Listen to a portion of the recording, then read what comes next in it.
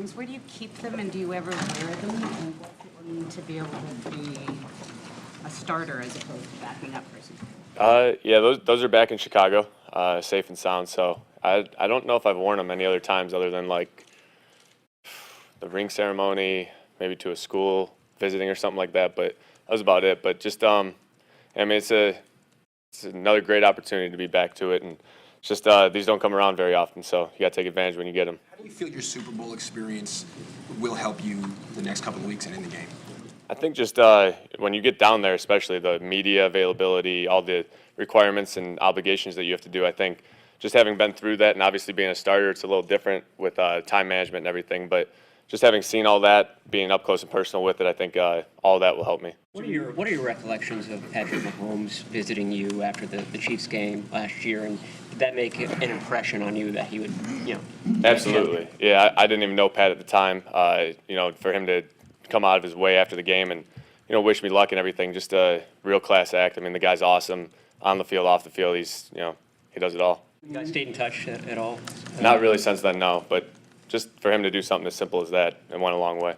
You said that you don't really care how often you throw and all you really care about is winning.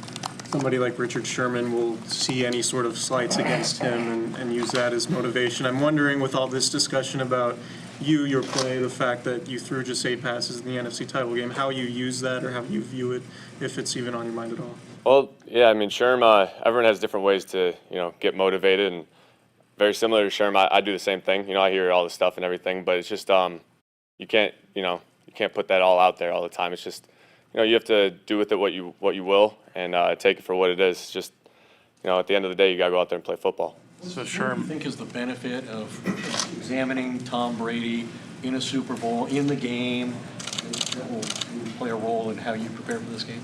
I think just how calm he was, how, and everyone says that you got to treat it like another game, but just the way that he actually did it. I mean, I was right, up close and personal, just getting all the, picking up everything I could, seeing how he went about his business and everything. And obviously it worked out the 2 times that I was there with him. And so try to transfer that over to my game. Jimmy, what do you think of the Chiefs defense?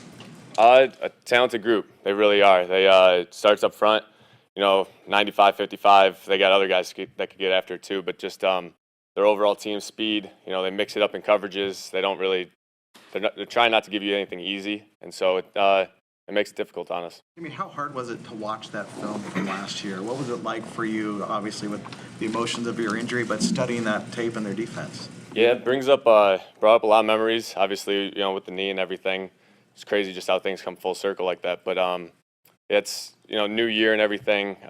You could take some things from the players and things like that, but the scheme, it's a little different this year. Other memory from Kansas City this year, you were coming off a rougher game in Denver in the preseason, but you're really sharp. In retrospect, how important was that performance just to get your confidence back and your legs back underneath you? I thought it was important. It definitely was, especially just with the timing of it. Coming back from the knee and everything, I knew there was going to be, a bump in the road or a hiccup at some point. And I think just, Denver happened and all that, and then bouncing back in Kansas City just, it really helped escalate things. Hey, Jimmy, you played under sorry if I interrupt you. You played under a Hall of Fame coach, and then you come here and you encounter a rookie coach who doesn't even look like Belichick. What were you expecting from Kyle, and did anything surprise you? Or I would say I expected a very sharp offensive mind because I'd never met Kyle prior to that, other than the combine and things like that. But just from hearsay around the league, just a smart guy who he commands the room, he could lead men, and just offensive mind like no other. And so there was no surprises with that. That all held true, and just the way that he could lead, it's incredible. I mean, he does it in different ways on the field, in the meeting room, in the team meeting, all that stuff. It's just goes a long way. How would you describe yourself as a leader? How would you describe yourself as a leader? I think I just be myself, let it come naturally. I never try to, go outside the box and, do something that isn't myself, because I think guys see right through that and just they'll think it's fake, and it can't be that way. Guys in this, guys are smart in there, and so they'll see right through you. But I think at the end of the day, you got to be yourself.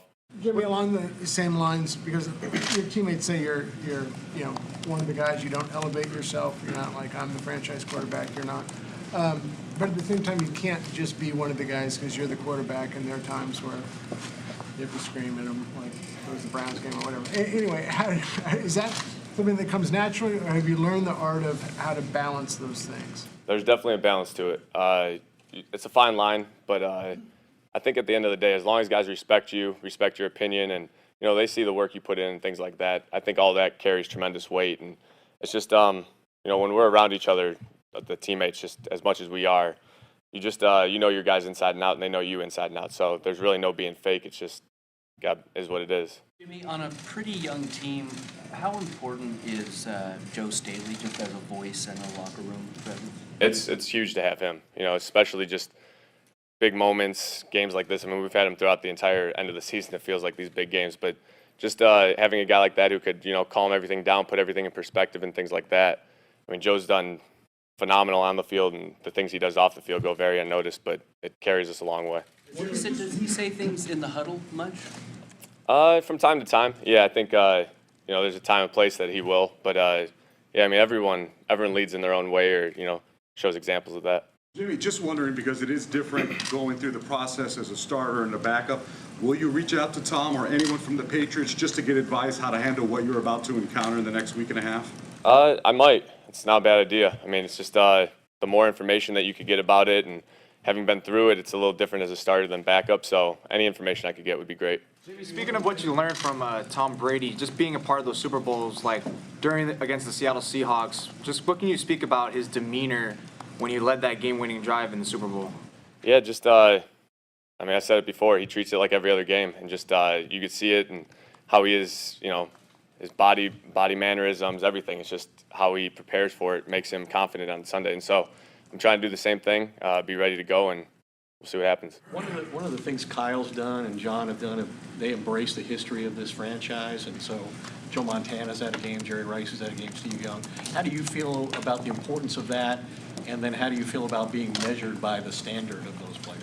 Well, I love that we keep it, in the family and everything. It's just when those older players come back and, just whether they talk to us or you just see them on the sideline, it's having them around. It's cool. It's just makes you realize the history of this organization, and it's just whenever you get that opportunity, I mean, it's great.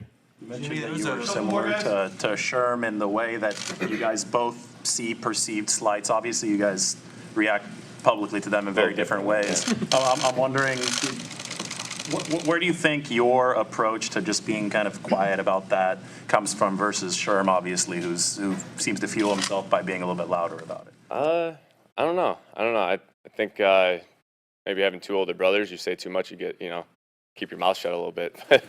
Just, I don't know. I think it just comes from me naturally, how I am.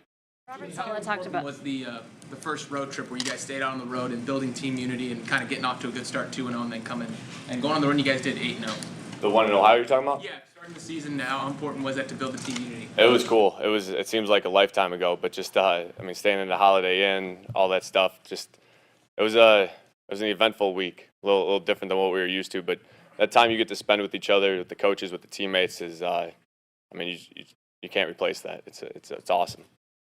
Last one. Have a viral moment where Kyle talked to an official on the sideline who said, oh, the coverage is going to go this way, there's watch for holding. How often does he do that with you guys as players during the week on install? Is there a certain time that you remember where you think, well, is that really going to happen? That happened exactly the way that he said it? Yeah, there's definitely been a couple of those. It would be hard to recall one off the top of my head, but he always, throughout the week, whether it's situationally, this specific play or whatever it is, he'll, I don't know if you call it predicting or, giving you a heads up of what he thinks is going to happen. And when it does happen, it's very impressive. And as a player, when a coach does that, you could trust him so much with that. It's invaluable. The fact that you guys have not run a lot of passing plays this last week, can that be an advantage in the Super Bowl since the defense hasn't seen much? Yeah. They'll have to be on their toes, kind of play the game out as it goes.